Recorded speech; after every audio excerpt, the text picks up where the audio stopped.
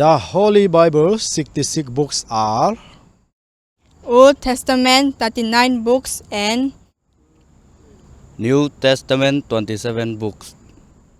Old Testament, Genesis, Exodus, Leviticus, Numbers, Deuteronomy, Joshua, Judges, Ruth, 1 Samuel, 2 Samuel, 1 King, 2 King, 1 Chronicle, 2 Chronicle, Ezra, Nehemiah, Esther, Job, Psalm, Proverbs, Ecclesiastes, Song of Solomon, Isaiah, Jeremiah, Lamentation, Ezekiel, Daniel, Hosea, Joel, Amos, Obadiah, Jonah, Micah, Nahum, Habakkuk, Zephaniah, Haggai, Zechariah, Malachi.